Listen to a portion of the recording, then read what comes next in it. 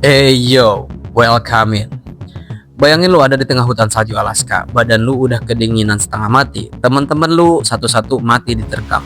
Dan yang ngejar lu bukan cuma satu hewan, tapi sekawanan serigala yang emang udah nganggep lu masuk wilayah mereka.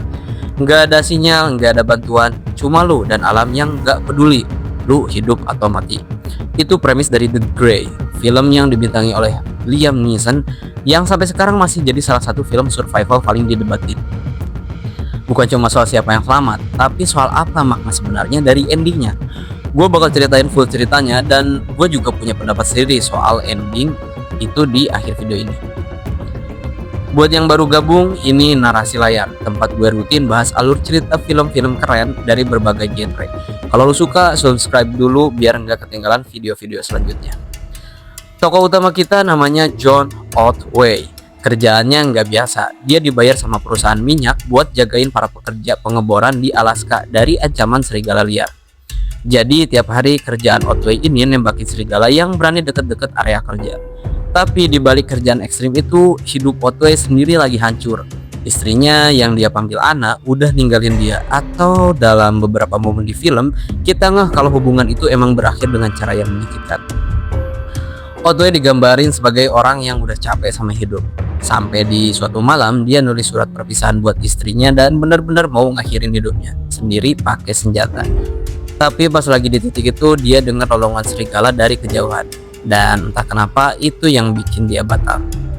Nah, momen itu jadi penting banget karena beberapa saat kemudian dia dan rombongan pekerja lainnya naik pesawat buat pulang cuti dan disinilah petaka besarnya dimulai.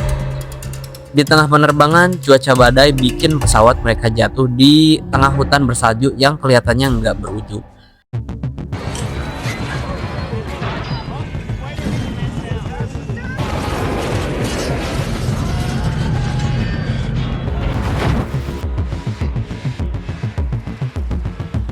Sebagian penumpang mati seketika. Yang selamat cuma segelintir orang, termasuk Otway.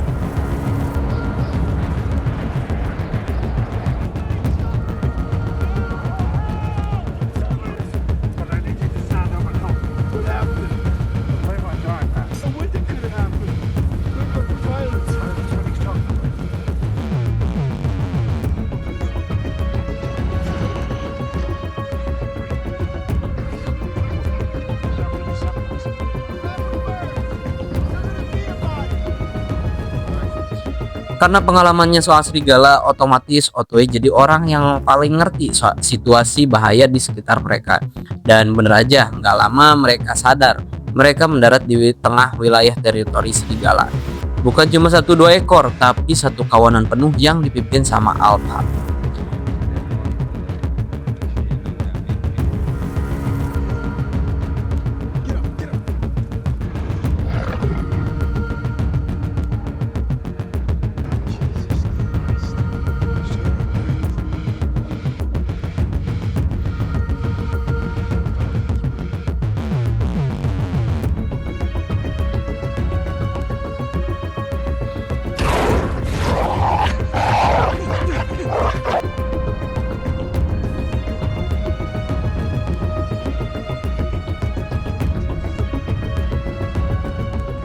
Di titik ini, konflik bukan cuma soal alam versus manusia, tapi juga antar sesama penyintas sendiri. Ada karakter namanya Bias, yang sering bentrok pendapat sama Otway soal keputusan-keputusan penting. Kapan harus istirahat, kapan harus lanjut jalan. Situasi semakin runyam karena satu-satu dari mereka mulai diserang dan gugur. Entah karena kedinginan, terjatuh, atau diterkam langsung sama serigala yang ngintai dari kegelapan.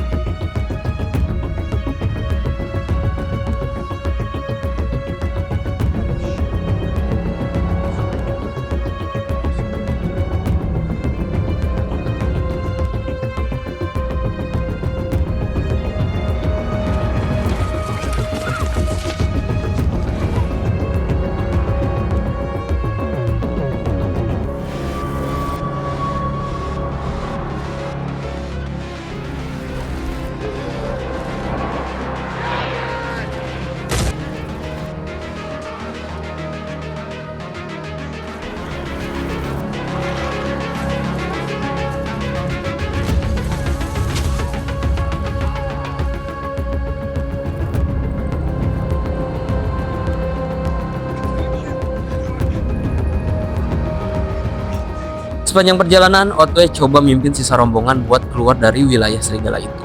Tapi makin mereka jalan, makin mereka sadar mereka nggak lagi menjauh dari sarang serigala itu, malah makin masuk ke jantung teritorinya. Satu persatu anggota rombongan gugur, sampai akhirnya cuma nyisain Otway sendirian.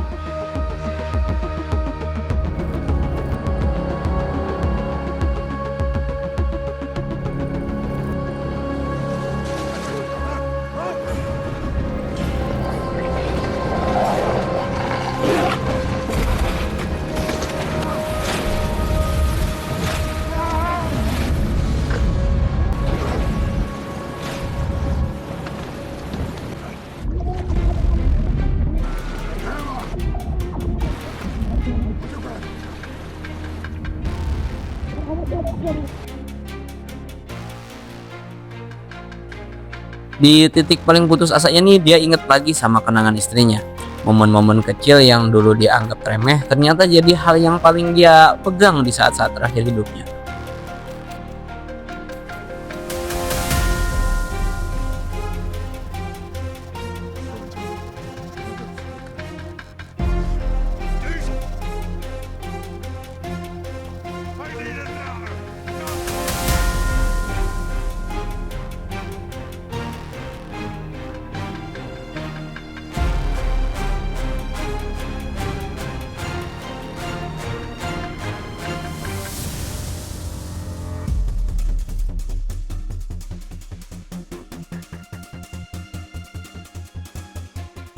Otway akhirnya sadar dia udah ada persis di tengah sarang si Alpha Wolf.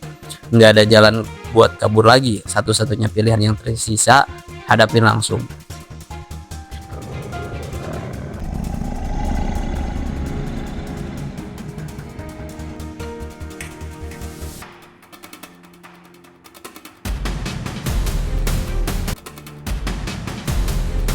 Ini bagian ikonik dari film ini. Otway nyikat pecahan botol kaca ke tangannya sebagai senjata darurat.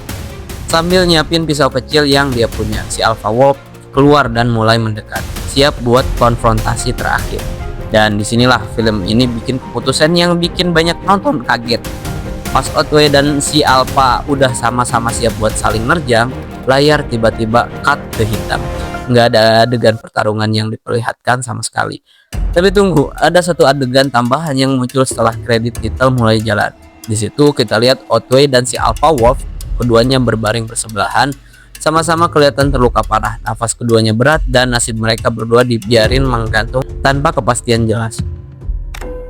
Menurut gua keputusan sutradara buat motong adegan pertarungan itu justru keputusan paling berani di film ini.